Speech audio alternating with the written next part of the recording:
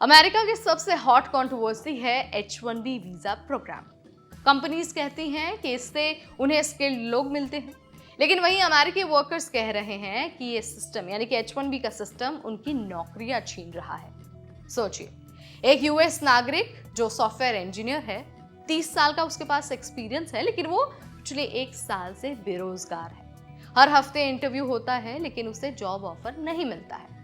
उस यूएस नागरिक की पत्नी ने सोशल मीडिया पर लिखा है कि H1B वीजा एक स्कैम है और ये स्कैम है अमेरिकी लोगों को गेट कीपिंग करके बाहर करने का।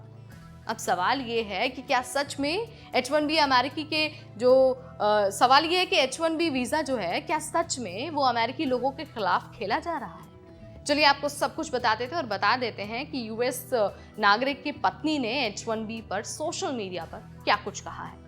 Hi everybody, you're watching NBT Tech Ed and I'm your host Neha Upadhyay. तो भाई सबसे पहले H1B के बारे में फिर से याद दिला देते हैं। ये एक नॉन इमिग्रेंट वर्क वीज़ा है। इसमें क्या होता है कि जो कंपनीज है वो स्पॉन्सर करती हैं।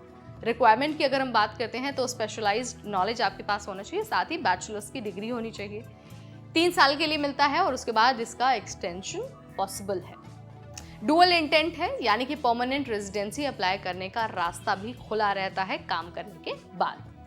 टेक कंपनीज खासकर सिलिकॉन वैली में इसका सबसे ज्यादा इस्तेमाल होता है, यानी कि H1B वीजा होल्डर्स सबसे ज्यादा वहां पर काम करते हैं। लेकिन प्रॉब्लम ये है कि कई अमेरिकी लोग कह रहे हैं कि भाई कंपनीज दिखावे के लिए अमेरिकन को इंटरव्यू के लिए बुलाती हैं, लेकिन हायर करती ही नहीं है। पर्पस सिर्फ इतना होता है कि वो दिखा सके कि क्वालिफाइड लोग अवेलेबल नहीं है, ताकि H1B अप्रूव हो सके। एग्जाम्पल की अगर मैं बात करूं तो एक 30 साल का एक्सपीरियंस इंजीनियर है, उसको बार बार रिजेक्शन का सामना करना पड़ रहा है। कोडिंग टेस्ट में छोटे छोटे बहाने निकाले गए हैं और उसे इंटरव्यू से बाहर किया गया है। फैमिली ने इसे साफ शब्दों में बायस्ड और फॉल्टी हायरिंग प्रोसेस कहा है।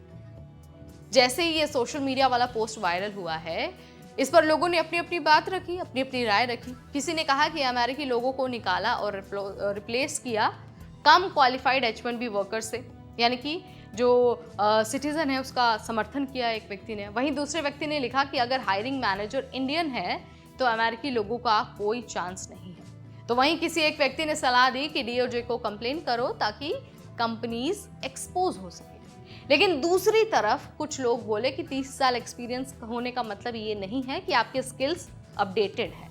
शायद कंपटीशन टफ है और नए टूल्स और टेक्नोलॉजी उस व्यक्ति को नहीं आते। यानी कि डिबेट यहाँ पर 2 हिस्सों में बट गई। सबसे पहला जो हिस्सा है वो है प्रो H1B, यानी कि जो प्रो H1B तबका है वो ये कह रहा है कि भाई स्किल्ड वर्कर्स चाहिए तभी तो कंपनियां चलेंगी। लेकिन एक ऐसा भी तबका है जो एंटी H1B है, उसका कहना है कि अमेरिकी लोगों को इग्नोर करके फॉरेनर्स को प्रेफरेंस मिल रहा है। लेकिन असल मुद्दा ये है कि कंपनीज कॉस्ट बचाने के लिए H1B वर्कर्स को हायर करती हैं। क्यों? क्योंकि कई बार H1B पर काम करने वाले कम सैलरी एक्सेप्ट कर लेते हैं, जिससे मार्केट वेज भी दब जाता है। वहीं सपोर्टर्स का कहना है कि अमेरिकी लोगों को ग्लोबल टैलेंट से फायदा है, लेकिन क्रिटिक्स कहते हैं कि ये डिपेंडेंसी अनफेयर है और अमेरिकी वर्कर्स को साइडलाइन कर रही है। तो वहीं यहाँ पर साफ है कि H1B प्रोग्राम सिर्फ वीजा इशू नहीं बल्कि जॉब वर्सेस फेयरनेस की लड़ाई भी बन चुका है।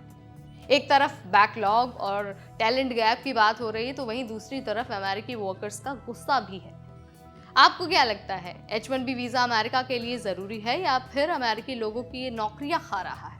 जो भी आप मानते हैं कमेंट के जरिए बता सकते हैं। इस वीडियो में फिलहाल इतना ही। जाने से पहले चैनल को सब्सक्राइब कर दीजिए, बेल आइकन को प्रेस कर दीजिए ताकि जैसे ही कोई अपडेट आए सबसे पहले इन्फॉर्मेशन आप तक पहुंच जाए। Till then, this is me Neha Upadhyay signing off.